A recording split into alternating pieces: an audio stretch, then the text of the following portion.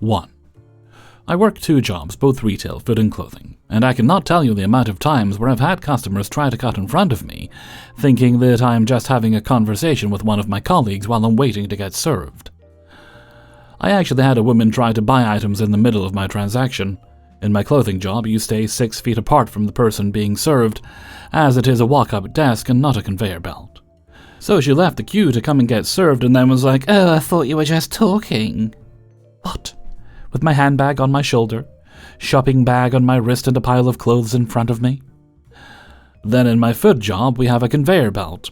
I have had a woman cut in front of me to pass things over the till to my colleague, while my stuff is on the conveyor belt. Listen, if you ask, I will let you go in front of me, but don't just assume because you've seen me in my uniform that as a customer, you think that I'm gonna go out of my way for you. My shift is over. I am as much a paying customer as you are. It doesn't hurt to be nice. Listen, lady.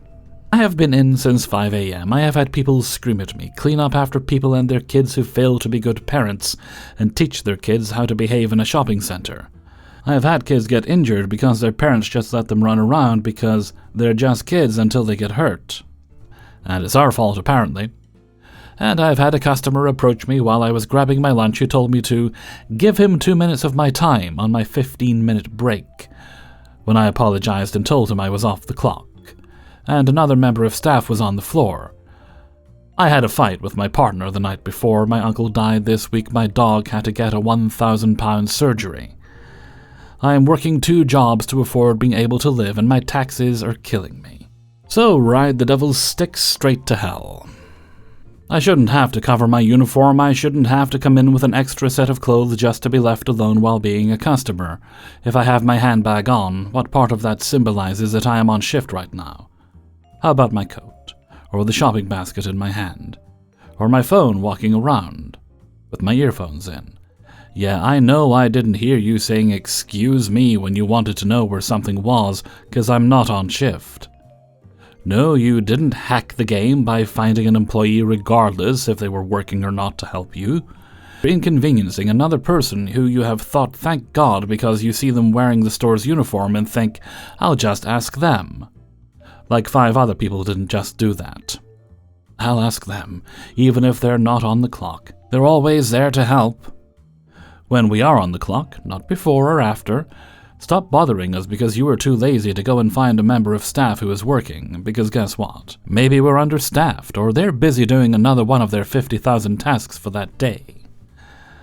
I had a lady, half hour before my shift ended, shout from across the store at me to ask where the kids' thermals were, and I told her upstairs in sportswear, and she asked where the regular kids' clothes were, and I said, you're standing in the kids' section. Then she asked about thermals again, and then regulars' clothes, and over again for 3 minutes straight. So then, when my shift ended 30 minutes later, I find her upstairs in a completely different section because I walked out my staff door, and she heard someone walking and was like, "Excuse me?" And I kept walking because clearly she isn't talking to me, who has my bag and coat on, but right? Right?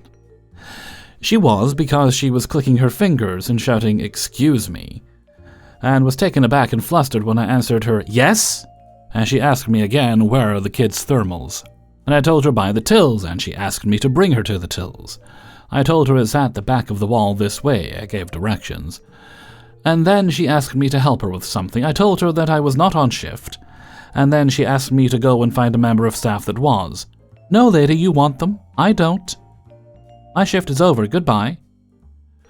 I was already in a rush to get out of work to meet my friend for dinner. Now I am late. Also this. Where's the milk? Where do you think? Where are the frozen peas? Where do you think? Clue might be in the name. Where's the juice? Where do you think? Where's the checkout? Oh, see the big flashing sign that says pay here? I think it's there. Also red light at my number, till belt not moving, gate closed, I am closed. I don't care if you only have a few items, I am closed. I have stuff to do on the shop floor, I am an additional cashier. I am only here to get queues down, and they are, and you have to wait a minute to get served elsewhere. Also no, that thing that isn't scanning isn't free. No, I won't try on this item for you because I'm the same size as whoever. No, that's not part of the offer because barcodes don't match the science barcode. No, I am not trying to steal money from you. Yes, you miscalculated your shop. Do you think I would like to serve you at my till longer than I have? No, thank you. Next. There is no point telling me your life story. Just give me your receipt and explain what you want to return, and briefly why, such as not needed, disliked, there's a fault, etc. But don't just give me a receipt and say nothing. Get off your phone. Yes, I know I scan things fast because you're supposed to pack over there, not here at the tills. Stop throwing me dirty looks, Linda. You're a grown man. Stop asking female staff to smile at you when you've been creepy and rude. 2. This happened a year or so back, and it absolutely baffles me whenever I think about it. I recently left a store where I've been a manager for years, and in my time there, many of the regulars would talk to me whenever they came in. This particular guy came in almost daily, and would always stop and chat for a minute when he saw me. Just normal, pleasant small talk, nothing in depth. The store's sound system had stopped working years earlier, so there was no music. I always had some playing on my phone, not loud, but where you could hear it if you got within a few feet of me. He would sometimes compliment whatever song happened to be playing. One morning, not long after this dude had checked out and left, the cashier texts me to come up there. When I get to the checkout, both she and the GM are nearly rolling on the floor laughing. Here's a conversation they just had with the guy as they related it to me. Your boss back there with the big beard, he sure is a nice fella. He really is. Do you know if he's seeing anybody? Cashier, thinking he has somebody he wants to set me up with. I don't think so. I wonder if I could leave my number here. And you give it to him? At this point, the cashier looks over at the GM, who was up there at the checkout attending to some bit of business, with a look of panic on her face because she didn't know how to respond. He's not gay? What? But he was listening to an Ella Fitzgerald song. The GM and the cashier look at each other. Are you sure? Yes, very sure. We're sorry, says the cashier. The customer, who had gotten red in the face, snatched his bag and left without another word. I felt bad about the whole thing, even though I had done nothing wrong, aside from accidentally misleading him with my taste in music. Maybe? The whole situation was just baffling. He didn't come back to the store for a long time. We're talking months here. And then one morning I saw him walk around the corner, onto the aisle where I was working. I decided not to mention it if he didn't, as I didn't want to embarrass him. He walks over and apologizes for the misunderstanding. No problem, I was surprised, but not offended. Good, said the customer. You're not really my type, but I never thought you might be gay at all until I heard you playing that song. Is there some meaning to that song I'm unfamiliar with? No, I've never heard a straight man listen to her before. Made me think I may have a chance. Sorry if I gave you the wrong idea. You didn't. It was just the song. I'm rarely at a loss for words, but I totally was here. Good. See you tomorrow, my friend. Yep, you have a good one. Then I went to sit down because my boss had walked back there while I was talking to the guy and gestured for me to follow, so I know she's waiting for details about that conversation. Things were normal with the customer after that, but my boss still needles me occasionally about listening to Ella. Hellfreezer's note. I didn't know Ella Fitzgerald was an especially gay icon. I mean, if you've been sitting listening to the soundtrack from La Cage aux Folles, with maybe, somebody belting out, I am what I am, that might have given him reason to think you were gay. But it's really weird it says you're not his type, but, that's a gay song, so I suppose I have to ask this guy out. Maybe that's a rule I'm not aware of. Anyway. 3. This is me venting. For context, it's Black Friday. An insane amount of customers storm the shop I work in. Manager leaves at 5 p.m. and I'm left alone at the register until 7 p.m. 2 hours, no problem. I've done this before. Yes, I forgot, it's Black Friday and Christmas shopping is kicking in. This is going to be a little more different. So I'm serving all these waves of people that come in constantly to no end. Keep in mind, I had already been at work for a couple of hours prior. I'm getting tired. I've smiled so much at these people that my cheeks hurt. I'm getting a headache, and I'm starting to feel like I'm dreaming. You got the gist. 6 p.m. hits. Manager comes back to the shop to pick something up she might have forgotten. You can physically see on my damn face that I'm ready for the day to be over. She comes over to me, and I simply look back. She's smiling. I'm not. Not because I'm trying to be mean, but because I am tired. I give her a nod and tell her, "Phew, it's been rough after you left." I wish her a nice evening, and she leaves. Cut to yesterday. Some crazy waves of customers, same type of day. Only this time, manager closes shop together with me. I'm grabbing the tools and start cleaning the shop. This is going to be such a stupid thing, but she complains about the damn broom that I use. Okay. This broom doesn't clean as good as the other one, she says. Huh? Am I in the different dimension right now? We're complaining about a broom usage as if the golden ticket to heaven has dropped on this one specific broom she wants me to utilize. I don't like using the other one, I reply. It's too harsh and uncomfortable to hold.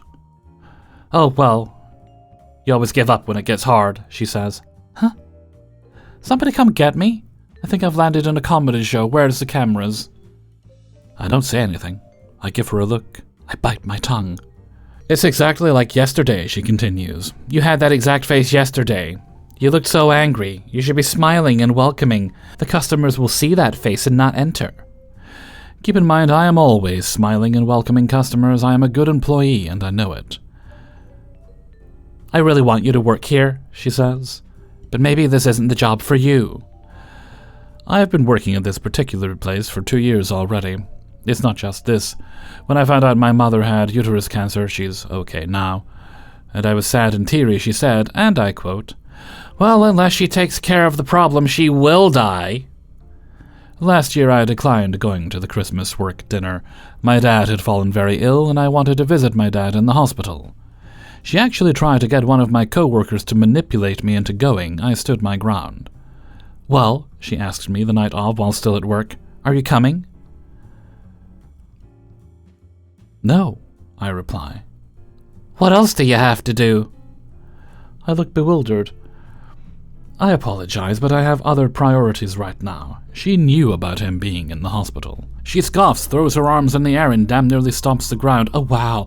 Well, I lost a family member too. Does that mean I shouldn't go anywhere anymore?" Huh? What?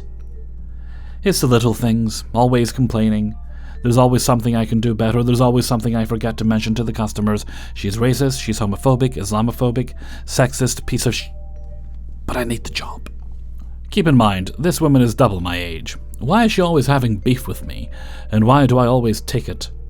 I know already. I just have to find another job. I simply need to leave this place. It's not easy, though, especially with the current market. I'm trying. I really am. I just wanted to vent. 4. Okay, is it me, or do little dumb things that customers do absolutely bother the hell out of you? Like 1, using your lane to go to the exit instead of walking around like a sane person would. Especially when you, 1, have a line, or 2, have a customer in your line. Look, I'm going to say it simply. If you're not checking out, then stay out of the cashier lines. 2, when customers put the items closest to them, causing you to reach over and grab their items. The amount of times this has happened to me and annoyed me. Like, I may be young, I'm 21, but I have a bad back, scoliosis, so don't make my life harder and be an inconsiderate dip. 3, I have a rewards number. Oh boy, I've been asked so many times during transactions to look up rewards. If you have one, tell me before I scan anything. That way I don't waste receipt paper to get your damn rewards number. 4, military, first responder? No thank you. What? I've been getting this more recently, but we do military first responder discount, and I ask every customer. I've gotten a lot of no thank yous. Like, what? I'm asking if you're in the military or a first responder, not if you want to sign a petition. Open your ears. Hellfreezer's note. It is possible and factual in some situations. If you ask if somebody has a military discount, they may not actually want to use it. Some people may not think it's worth it for the total they're spending. Others may just not feel comfortable using a military discount. I don't know why, but there are just as many people who do want to use it. Just a thought. 5, when your customers take their sweet time when you gotta do something. If you're gonna be slow with me on purpose, especially when I have a line or because I look like I have nothing to do, think the hell again. Phone distraction and being on call while checking out with the cashier is straight up disrespectful, no excuse. Looking up a card, money transfer, etc., I get it. But you should have been prepared beforehand. This goes for IDs as well. Be prepared, people. 6. Where's insert place or item here? Up the bottom. Look, don't expect me to know everything. While yes, it's partially my job to tell you where things are, but at the same time, you willingly came into the store looking for certain items, so you should again be prepared. 7. Follow the line. I swear it bothers the ever-living hell out of me when people don't look up. Look where you're going. Look for the light. There are 4 lights. Observe where things are. Use your eyes. People who follow where the line goes, just stop. There are other lanes as well, not just me. Stop using the "oh, I didn't see you" excuse. You have 2 working eyes. Use them. Crying out loud. 8. Can you call someone? It ain't my fault nobody's in that department. Don't look at me like I can magically make someone appear. 9. Paying with $100 in cash for a small purchase, mostly below $40. Just why? Just pay card at that point. You're only inconveniencing yourself, but mostly the cashier. Is pointless and really, really dumb. 10. Keeping a gap in the line. Social distancing is over. Stop trying to practice it. It's stupid and pointless. It makes lines seem longer than they actually are. It also makes you look like a giant a-hole. And for that, I mean like there's a big gap between people. I don't mean like stay close to where you're breathing down someone's neck. I mean it as like having space is completely fine, but if there's a gap that's at least 2 shopping carts long, then that's a problem for me. If there's any I missed, let me know, but these are my main ones. 5. This isn't about a particular incident, more of a vent post. Apparently, my brand of resting bitch face makes people believe I am just aching to perform retail duties for them. Oh yeah, let me get that for you. I swear that I'm not exaggerating in this post. I've never had the aggressive or crazy folks like I see, but good lord, I just want to get my errands done without talking to people sometimes. It's getting more and more frequent the older I get. My husband used to think I was exaggerating. Then we went to Home Depot. He stepped away to look at something else, and he watched as 4 different people came up to me, while I was obviously shopping, to ask questions. I was dressed in all black athleisure wear, with the ball cap that has an embroidered fried egg on it. No orange, no denim. This was last week. Yesterday at the grocery store, I got stopped twice. Once by someone to ask if I could process their return, and another who wanted to see the manager. For the record, I was in sweatpants, a hoodie, and deep in the frozen section. Both times I gestured to my clothes and pointed out that they should find an employee. One said, "Oh, well, you just looked like you were on the clock, so I just asked." I cannot stress enough to you all how much I was wearing the oldest Crocs I have and a very ragged hoodie I refuse to throw away. I could wear a full royal blue tuxedo to Target and still be asked why I'm not on a register. I could go in full traditional Gothic regalia to Michael's Arts and Crafts and still get asked to check in the back for a specific yarn. I have been waiting in line at Lidl with my own fully stocked cart and was asked by the customer behind me why I'm not helping the other staff. I was wearing the aforementioned egg hat to a bookstore one time, and someone mentioned that they didn't know employees could wear hats to work before asking me if I could order a specific manga volume for him. I've tried wearing headphones, but then people started tapping me on the shoulder or arm to get my attention. Like them. And that did not sit well with my nervous system in a crowded Walmart. I don't have it in me to be outright mean or rude when they're politely asking about bathrooms or something like that. Those people get the well-mannered, well-bred Southern lady, registered trademark, who is happy to direct them to somewhere they can get help, bless their hearts. They usually laugh at their mistake, apologize, make fun of themselves. Sometimes I get compliments on the egg hat if I'm wearing it. No notes for those folks. It's a quick interaction, and my only complaint is how often it happens to me. But the folks that come up all rude into my space, they get sent to the wrong section of the store. They get asked why they thought someone in a Kansas t-shirt walking around with a cart would be at work in a high-end white coat butcher shop. Sometimes I'll ask in a sickly sweet way that rivals the most pretentious Sunday school teacher if they can tell me what color the uniforms are for the store. They usually just walk away before answering. Maybe I should offer candy if they get the answer right. Anyway, just wanted to vent. If anyone else is out there with a resting work face, know that you're not alone. Hey everybody, Hellfreezer here, and thank you very much for listening to Fast Food and Retail, episode 217. And thank you very much to everybody who allowed me to use their stories in this video. Before you go, please hit the like button and do subscribe if you haven't already done so. And do support me on my Patreon page, which is linked in the description. Right, I don't think we have any other business today. No, I did the show I was going to do. So let's move on to Hellfreezer's question of the day. And today's question is, if you could get faster internet, like lightning fast, blink of an eye, it happens real quick, but the sacrifice for that would be going places would be slower, like there'd be a 15-mile-per-hour speed limit to go most places, unless it was an emergency thing. Would you choose it? Personally, I don't think I would because, well, yes, faster internet would be great. It's fast enough right now. And whenever I'm out going shopping or doing anything really, I just want to get the experience over with. I like shopping, but I like to do it on my sofa by browsing the internet. That's how I like to do my shopping. Then have the things come to me. Let me know what you think in a comment below. And before we go, we'll take a look at the answer of the day from a previous video. And this one comes from Fast Food and Retail 216 and was in relation to, let's see, a few people who were surprised that Drew Barrymore apparently has a kitchenware range. Well, she does. It exists. Hashtag not spawn, although I will if she wants. I'll happily take her money. Anyway, this was in relation to things you've always wanted to buy but never did because you were kind of afraid of it. Let's see. Today's answer comes from Lauren. Since I'm older and retired, I find it more difficult to do things and have a lot more time to waste on the internet. Opening jars is one thing, but even with my lighted 10 times magnification mirror, I have a tough time plucking those errant hairs on my lip or chin, especially since they're grey now.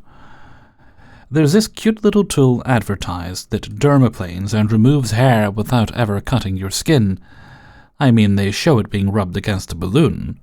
I know that either it won't work or will make my face look like something out of a slasher movie, so I keep looking at it and dreaming. FYI, it was not an urban legend. Electric blankets were a fire hazard. Much like phone chargers, I believe they have circuitry that prevents it from pulling too much current or overheating. You can safely add it to your Christmas list. Thank you very much for your answer, Lauren. And with that, I'm going to head off for now and wiggle my toes and fall asleep probably. I'm very sleepy today. So until next time, thank you very much for listening and take very good care of yourselves.